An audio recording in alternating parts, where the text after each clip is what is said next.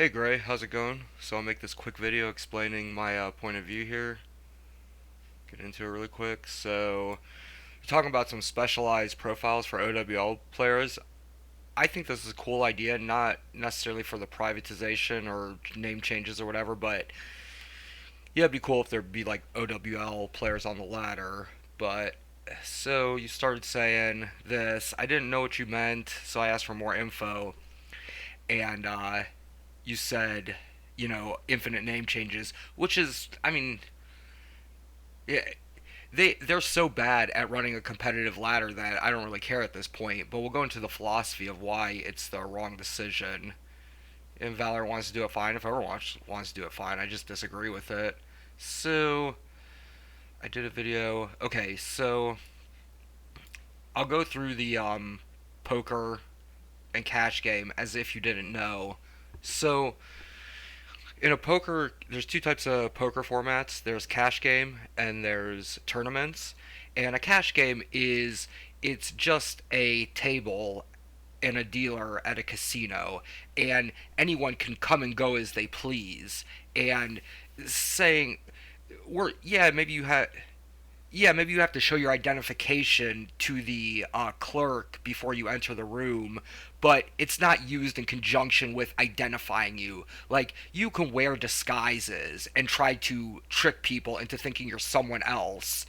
You can also play anonymously online, and this may be acceptable in a cash game. Now, each hand, you sit at the table. Once you leave, then you can change your identity. You can't change your identity on each hand unless you get up and go. Hopefully, you know a little bit about poker.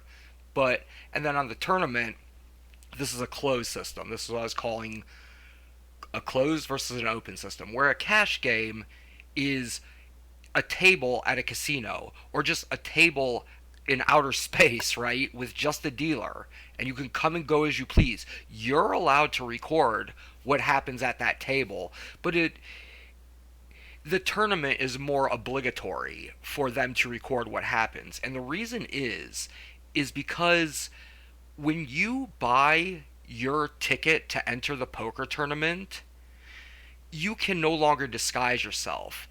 This is sure you can wear in a live game, you can wear glasses and wigs and stuff, but that doesn't matter. I'm still allowed to see the ticket that you bought to enter the poker tournament, and I'm allowed to know what that ticket did.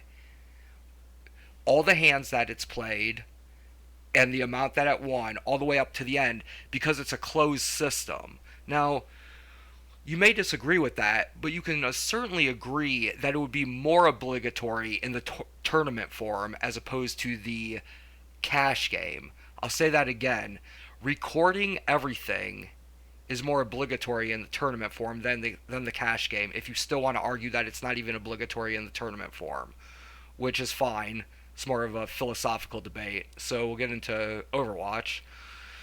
Why 100% transparency is obligatory in the Overwatch competitive ladder. And what I mean by this is, no private profiles, everyone plays are viewable, public MMR, top 40 million ladder from 1 to 40 million, everyone in between, rank 25 million, 379,653, right? Like, that's me. You can see me on the public ladder. I can even see who you've avoided because this is how you've entered the queue with these certain people avoided. So this is registered in the annals of history, right? Because it's a closed system. So I think this should be the end then, is that they don't have this, but pretend there was a no MMR Overwatch. Not like Quick Play. Quick Play has a little bit of MMR. Imagine there was a no MMR in Overwatch where just the first 10 people in the queue just make a match. Right? It's like basically like instant queues, right? There can be 9 people in the queue, but once there's 10, the game is made. This would be basically insta queues, even at 8 in the morning, right?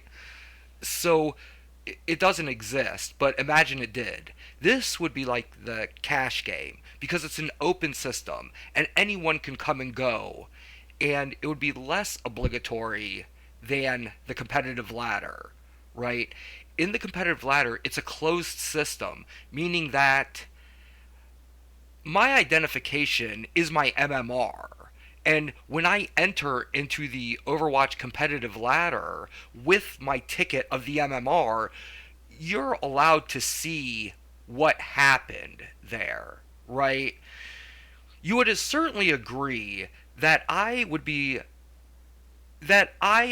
am allowed to report what has happened in my games.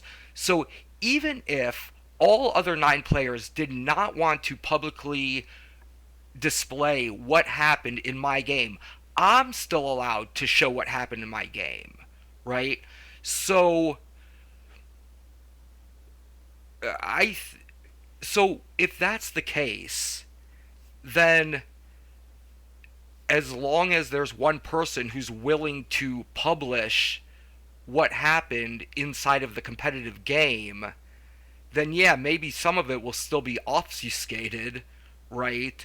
But I hope you see the general overarching theme of why, for lack of a better term, obligatory. You can still just disagree with me. I can see the other side of the argument, but, it's more of a philosophical thing. So, yes, why 100% transparency is obligatory in the Overwatch competitive ladder. Thank you for watching.